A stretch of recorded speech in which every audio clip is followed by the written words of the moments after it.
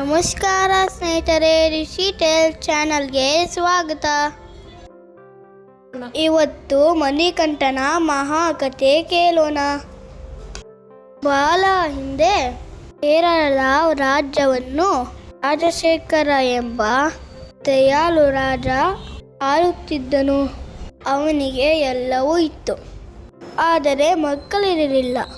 ಮಗುವಿಲ್ಲದ ಕೊರಗಿನಲ್ಲಿ ಇದ್ದ ರಾಜನು ಒಂದು ದಿನ ಸಂಪಾನಿಧಿಯ ದರದಲ್ಲಿ ಬೇಟೆಯಾಡಲು ಹೋದಾಗ ಅಲ್ಲಿ ಮಗುವಿನ ಅಳುವ ಧ್ವನಿ ಕೇಳಿಸಿತು. ರಾಜನು ಹೋಗಿ ನೋಡಿದಾಗ ದಿವ್ಯ ತೇಜಸ್ಸಿನ ಒಂದು ಸುಂದರ ಗಂಡು ಮಗು ಅಲ್ಲಿ ಮಲಗಿತ್ತು. ಆ ಮಗುವಿನ ಕೊರಳಲ್ಲಿ ಒಂದು ಸಣ್ಣ ಚಿನ್ನದ ಮಣಿ ಇತ್ತು. ಅಷ್ಟರಲ್ಲಿ ಅಲ್ಲಿಗೆ ಬಂದ ದೇವತೆ, ರಾಜ, ಈ ಮಗು ಸಾಮಾನ್ಯ ಮಗುವಲ್ಲ. ಇವನಿಗೆ ಮಣಿಕಂಠ ಎಂದು ಹೆಸರಿದು. ಇವನಿಗೆ 12 ವರ್ಷ ತುಂಬಿದಾಗ ಇವನ ಮಹಿಮೆ ನಿನಗೆ ತಿಳಿಯುತ್ತೆ ಎಂದು ಹೇಳಿ ಮಾಯವಾದರು. ಮಣಿಕಂಠನು ಅರಮನೆಯಲ್ಲಿ ಬೆಳೆಯುತ್ತಾ ಹೋದನು. ಅವನು ಓದು, ವಿದ್ಯೆ ಮತ್ತು ಕತ್ತಿ ವರಸೆಯಲ್ಲಿ ಪ್ರವೀಣನಾಗಿದ್ದ.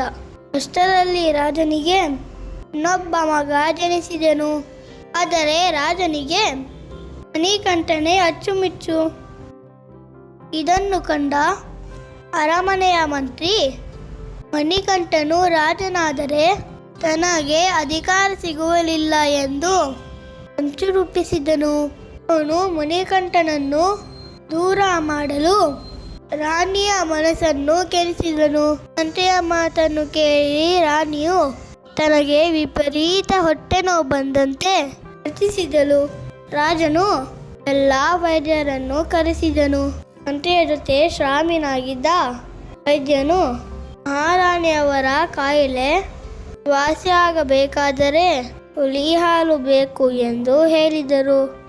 ಕಾಡಿಗೆ ಹೋಗಿ ಹುಲಿ ಹಾಲು ತರುವುದು ಸಾಧ್ಯದ ಮಾತು ಎಂದು ರಾಜನು ಗಾಬರಿಯಾದನು. ಆದರೆ ಮಣಿಕಂಠನು, ತಂದೆಯೇ, ಚಿಂತಿಸಬೇಡಿ.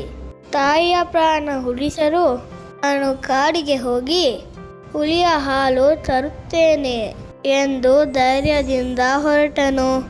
ಮಣಿಕಂಠನು ಕಾಡಿಗೆ ಹೋದಾಗ ಅಲ್ಲಿ ಲೋಕಕ್ಕೆ ಕಂಟಕವಾಗಿದ್ದ ಮಹಿಷಿ ಎಂಬ ರಾಕ್ಷಸಿ ಎದುರಾದಳು.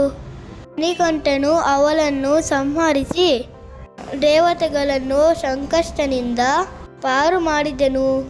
ಆಗ ಇಂದ್ರಾದಿ ದೇವತೆಗಳು ತಕ್ಷಣಾಗಿ ಮಣಿಕಂಠನಿಗೆ ಸಹಾಯ ಮಾಡಿದರು.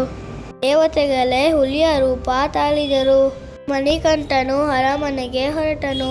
ಮಂಡಲದ ಜನರು ಆಶ್ಚರ್ಯದಿಂದ ನೋಡುತ್ತಿರುವಾಗ ಮಣಿಕಂಠನು ಒಂದು ಬೃಹತ್ ಹುಲಿಯ ಮೇಲೆ ಗಂಭೀರದಿಂದ ಕುರಿತು ಅರಮನೆಗೆ ಬಂದರು. ಇದನ್ನು ಕಂಡು ಮಂತ್ರಿ ಮತ್ತು ರಾಣಿ ತಮ್ಮ ತಪ್ಪಿನ ಅರಿವಾಗಿ ಮಣಿಕಂಠನ ಪಾದಕ್ಕೆ ಬಿದ್ದರು. ಮಣಿಕಂಠನು ತಾನು ಹುಟ್ಟಿದ ಉದ್ದೇಶ ಇದೇ ಎಂದು ತಿಳಿಸಿ ತಾನು ಶಬರಿಮಲೆಯಲ್ಲಿ ತಪಸ್ಸಿಗೆ ಕುಳಿತು ಜನರನ್ನು ಹರಿಸುವುದಾಗಿ ಹೇಳಿದನು. ಮಣಿಕಂಠನು ಶಬರಿಮಲೆ ಬೆಟ್ಟದ ಮೇಲೆ ಧರ್ಮಶಾಸ್ತ್ರದ ವಿಗ್ರಹದಲ್ಲಿ ಲೀನಗೊಂಡನು.